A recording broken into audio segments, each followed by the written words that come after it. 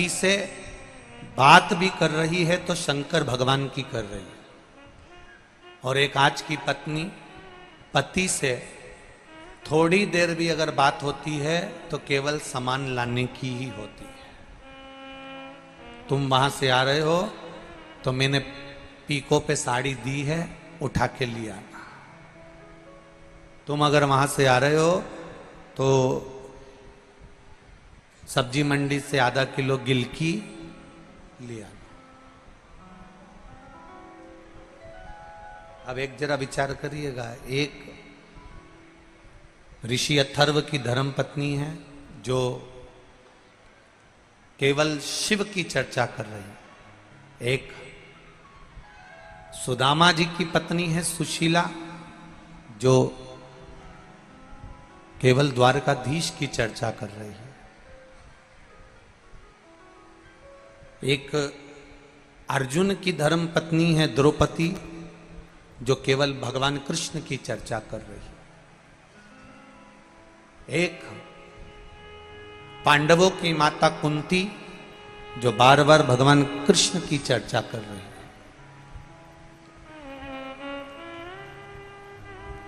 संपूर्ण विश्व में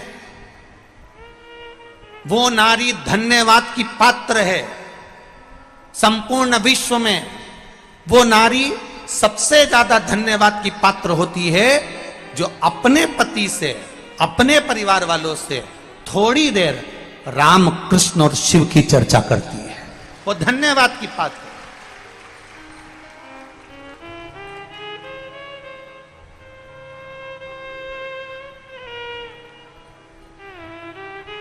और मेरा विश्वास कहता है, बेटमा में ये लाखों की संख्या में जो भक्त आए हैं, आप लोग लाखों की संख्या में यहां पहुंचे हो, तो ये मेरा विश्वास कहता है कि जितने लोग ये देपालपुर, बेटमा, इंदौर क्षेत्र के हैं, ये मेरा विश्वास कहता है प्रत्येक घर में चाहे बहू हो, सास हो, ननंद हो, बेटी हो, दामाद हो, जो भी घर में होगा, मेरा विश्वास कहता है कि आपके घर में प्रतिदिन भले एक बार बात निकले पर शंकर भगवान की बात जरूर निकलती है। ये निश्चित था, ये मेरा विश्वास कहता है, ये मेरा भरोसा कहता है, ये मेरी दृढ़ता कहता है।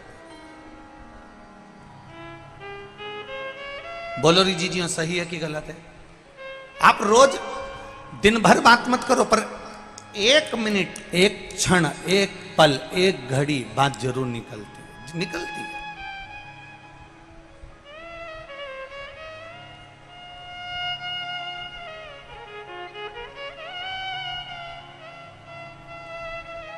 और हम तो हमेशा कहते आए, आज फिर कह रहे हैं,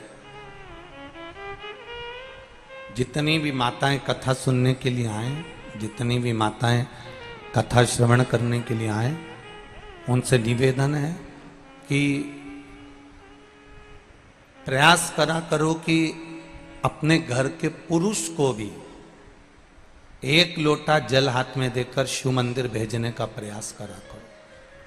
कारण दिन भर दुकान पर बैठकर वो कमाता है, दिन भर व्यापार वो करता है, दिन भर व्यापार करता है, दिन भर बैठकर कमाता है। सुबह 8-8 बजे से 9-9 बजे से लेकर 12-12, 1-1 बजे तक वो व्यापार करता है। प्रेशर बढ़ल बा। सुबह 8-8 बजे से लेकर 11-11, 12-12 बजे तक वो कार्य करता है। प्रत्येक घर की माता का एक नियम होना चाहिए कि अपने पति से कहे कि 5 मिनट शंकर जी के मंदिर चले जाओ, जो तुम्हारे घर के पास में मंदिर है, जो तुम्हारे घर के करीब में मंदिर है, उसमें जाओ, एक लोटा जल चढ़ा कर। पति पूछेगा क्यों? तू जा तो रही है, तू चढ़ा तो रही है, क्या तेरे जल चढ़ाने से क्या मुझे फल नहीं मिलेगा? पत्नी हाथ जोड़कर कह देना, मैं भोजन करूंगी तो मेरा पेट भराएगा, और तुम भोजन करोगे तो तुम्हारा पेट भराएगा। ये तुम्हारे लिए। पत्नी कमाने नहीं जाती, पति कमाने जाता है, तो झूठ भी उसको बोलना पड़ता है, बेईमानी भी उसको करना पड़ता है। 1 रुपए का 2 रुपया भी उसको करना पड़ता, छल भी उसको करना पड़ता, कपट भी उसको करना पड़ता। पति की कमाई का पति बेटा भी होगा, पर पति ने जो कर्म करा है उस कर्म का हिस्सेदार कोई नहीं होगा, केवल उस अकेले को भोगना पड़ेगा। इसलिए तुम जाओ, 1 लोटा जल लेकर जाओ और जल चढ़ाओ। बहुत विडंबनाओं से भरा हुआ यह मानव का देह और मानव का शरीर है, बहुत विडंबनाओं से भरा हुआ है। मानव का देह, मानव का शरीर बड़ी विडंबनाओं से भरा हुआ है। आज के जमाने में भजन करने वाले कम मिलेंगे, नाम जाप करने वाले कम मिलेंगे, स्मरण करने वाले कम मिलेंगे, कीर्तन करने वाले कम मिलेंगे, भगवान की सेवा करने वाले कम मिलेंगे, दिखावा करने वाले ज्यादा मिलेंगे। अब तुम उसको भी जाने दो। अभी अभी तुम देखो कि इतनी गेहूं की फसल चल रही है, कितनी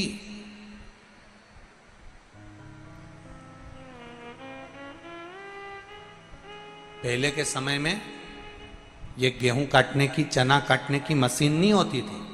बोलो री जी हाँ, बोलो बोलो जम के बोलो ईमानदारी से, होती थी क्या? नहीं। पहले के समय में गेहूं काटने वाले मिल जाते थे, पहले के समय में चना काटने वाले मिल जाते थे। आज के जमाने में गेहूं काटने वाले, चना काटने वाले नहीं मिलते हैं, पर गला काटने वाले ढेर मिल जाते हैं। नहीं मिले,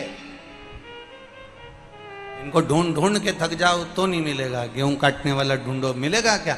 अरे साहब बहुत महंगा मिल रहा, अब की बार गेहूं काटना बड़ा भारी पड़ रहा, चना काटना बड़ा भारी पड़ रहा। तो लोगों ने मशीन लगा दी कि मशीन से काट दो साहब, मशीन से काट दो। उन्हें मशीन लगा। गेहूं चना काटने वाले कम मिलेंगे, पर लोगों का गला काटने वाले, अपशब्द कहने वाले, गाली देने वाले, आड़ा टेढ़ा कहने वाले, कोई चढ़ रहा है ऊपर की ओर, उसका पांव खींचकर नीचे लाने वाले, उसको अपशब्दों पे अपशब्द कहने वाले, कोई उन्नति की ओर आगे बढ़ रहा है, कोई धर्म की ओर आगे बढ़ रहा है, कोई सनातन धर्म की ओर आगे बढ़ रहा है, कोई भगवत भजन की ओर आगे बढ़ रहा है। आज के जमाने में गेहूं काटने वाले मिले चाहे ना मिले, चना काटने वाले मिले चाहे नहीं मिले, पर आज के जमाने में दुनिया को काटने वाले, सनातन धर्म को काटने वाले, कहीं भगवत भजन करने वाले को काटने वाले बहुत मिलेंगे। कोई घर का बेटा सुंदरकांड में जा रहा है तो माता पिता को बुरा लगता है, कोई घर का बेटा भगवत भजन में जा रहा है, घर के लोगों को बुरा लगता है। घर का, अरे जाने दो, कई कई घरों में तो ये हालत है कि पति अगर रोज रामायण में चले जाए, पति रोज सुंदरकांड में चले जाए, पति अगर रोज भगवत भजन में चले जाए, तो पत्नी का मुंह भगोना हो जाए। कहां गए थे? केवल सुंदरकांड सुंदरकांड सुंदरकांड, केवल रामायण रामायण रामायण, केवल शिवपुराण शिवपुराण शिवपुराण। तो बाबा जोगी बन जाओ ना। काय को आते हो रात को घर? क्यों आते हो इतनी रात को 2-2 बजे घर? और वही पति सुंदरकांड में नहीं जाए, रामायण में नहीं जाए, और जगदम्बा को घुमाने के लिए आइलैंड ले जाए, जगदम्बा को घुमाने, तो फिर पत्नी इतनी खुश, तुरंत सिर पे पल्लू वल्लू डाल के।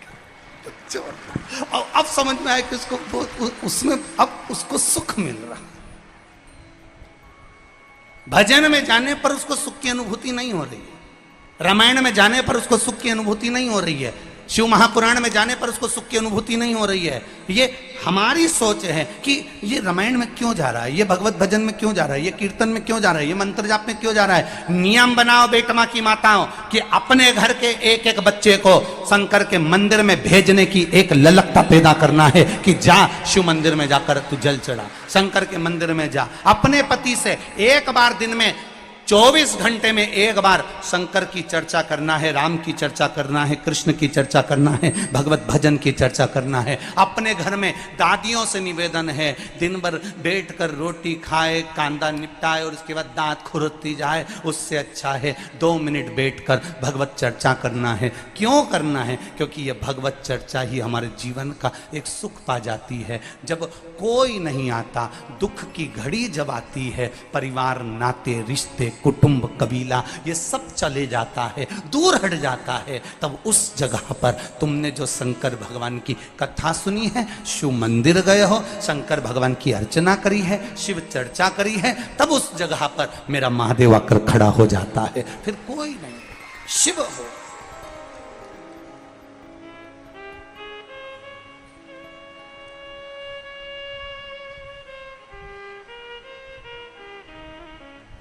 केवल शिव, उसके सिवाय कोई नहीं।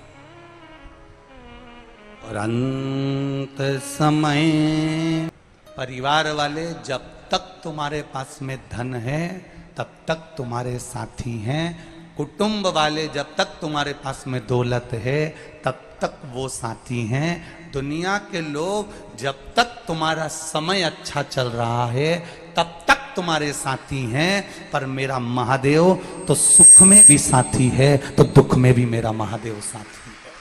वो सुख में भी है, वो दुख में भी।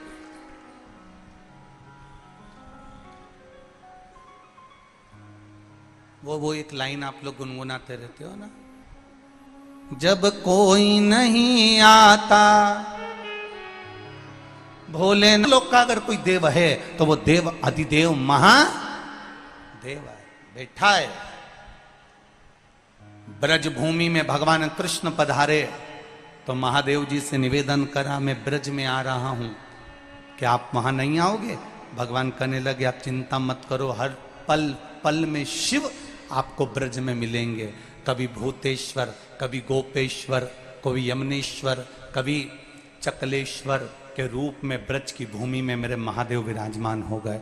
जब वेंकटेश भगवान तिरुमाला के शिखर पर आए तो उन्होंने देवाधिदेव महादेव से कहा कि मैं पृथ्वी पर आ रहा हूं, मैं तिरुमाला के शिखर पर आ रहा हूं, क्या आप मुझे नहीं मिलोगे? शंकर भगवान कहते हैं आप तिरुमाला पर बैठना, मैं कपिलेश्वर के रूप में जमीन पर नीचे बैठकर तुम्हारी रक्षा करने वाला बैठा हूं। जब बद्रीनाथ आए, भगवान नारायण बद्रीश में पहुंचे तो कहा मैं केदारेश्वर के रूप में विराजमान होऊंगा। भगवान कृष्ण कहते हैं मैं द्वारका में जा रहा हूं, क्या आप वहां नहीं आओगे? भगवान कहते हैं मैं नागेश्वर और सोमनाथ के रूप में विराजमान रहूंगा। ऐसा कोई स्थान, ऐसी कोई भूमि जहां मेरा देव अधिदेव महादेव है ही नहीं, जहां मेरा शिव ना हो, संपूर्ण जगह।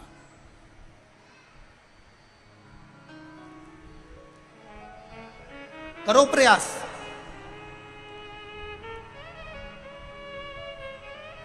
जिंदगी में दुख आए ना, किसी के जाके मत आगे जाकर मत रोना, किसी के पास मत जाओ।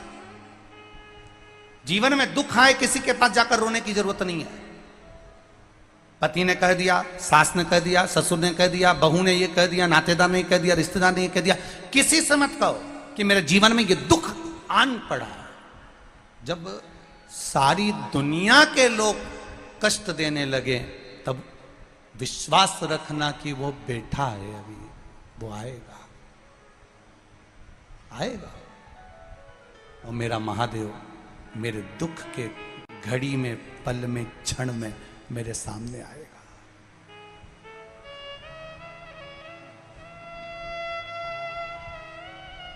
अपन पहले भी कथा में काज फिर कह रहे हैं, बच्चा रोता है तो कह देते हैं बाबा आया, बच्चा चुप हो जाता है। जरा बड़ा बच्चा है, जिद कर रहा है तो अपन चिल्ला के कहते बुलाऊं थारा दाई जी के, बुलाऊं थारा बाबू जी के, बुलाऊं क्या? बच्चा जिद करना बंद कर देता।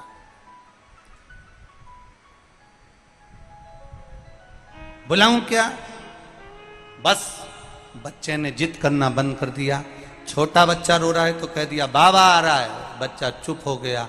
उसी तरह जब तुम्हारे जीवन में कहीं तकलीफ, दुख, कष्ट, रोग, बीमारी सामने आकर खड़ी हो जाए तब कह देना अब भी आऊं, एक लोटा जल चढ़ा के मेरा बाबा मेरे साथ आएगा और मेरे दुख मिटा कर जाएगा। अभी आऊं, सारी समस्या का हल। जरा जम के बोलो एक लोटा। अभी आऊं मैं सिंह जी के मंदिर से, अभी आई 2 मिनट में मैं शंकर जी के मंदिर।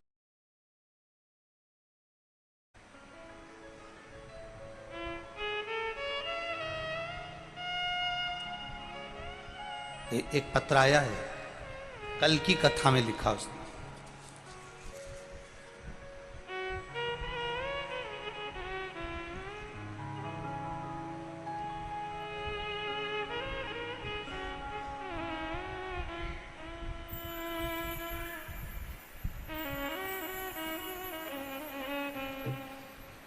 अंत समय प्रभु आना पड़ेगा, वचन दिया तो निभाना पड़ेगा।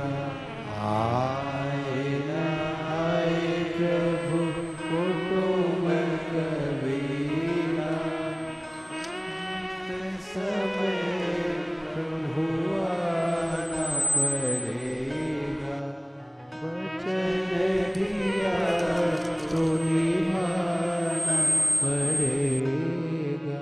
अंत समय प्रभु आना पड़ेगा, वचन दिया